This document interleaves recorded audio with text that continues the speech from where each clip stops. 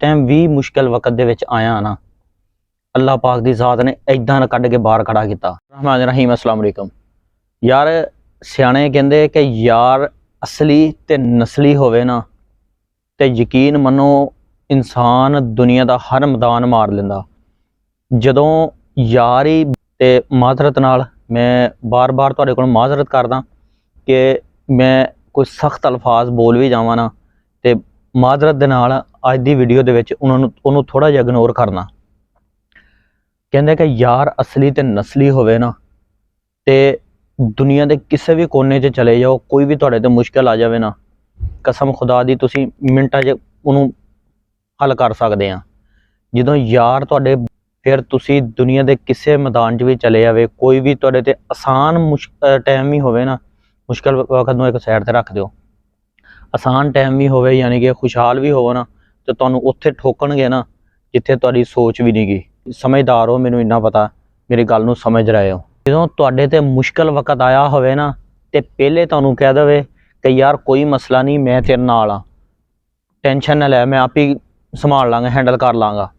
और जदों मुश्किल वक्त सिर ते आ पवे ते आप हुण मैं की कहां, मेरे सख्त अल्फाज आ, तुसीं अगे आप समझदार हो की अल्फाज होणगे, दिखा के भज जावे, उस यार नूं की कहना चाहिदा तुसीं आप दसो। वो यार नहीं हुंदा, वो मैं कहना कि बंदा ही नहीं है, वो इंसानियत उहदे अंदर है ही नहीं गी।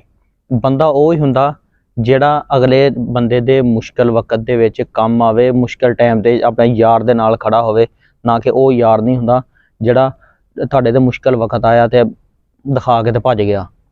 अगे दिखा के तुसीं आप ही समझदार हो।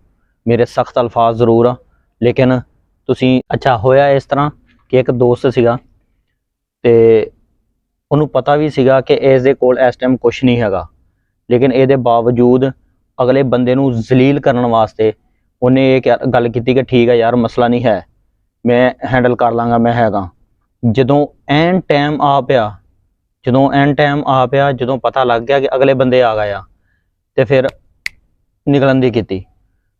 मुश्किल वक्त होवे जिद्दां दा मर्जी होवे, टाइम गुजर ही जाता, टाइम नहीं रहिंदा, लेकिन गल करन दा मतलब आ वो बंदे दा जरूर पता लग जाता कि उन्हें साडे नाल की कीता। यार इस तरह के बंदियां नाल ना मैं मूँह लाउण नूं राजी नहीं हैगा।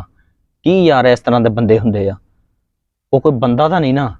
तो नमाज़ां पढ़ी जानियां, तस्बीहां करी जानियां, दूसरे नूं हदीसां करी जानियां ते खुद अंदर अंदर कोड रखने, अंदर अपने पलीती रखनी, वो कादियां ओदियां नमाज़ां कबूल आ ते ये तां अल्लाह ही हाफिज़ आ इदां दे बंदे दे, अल्लाह ही माफ़ करे इस तरह के बंदियां नूं।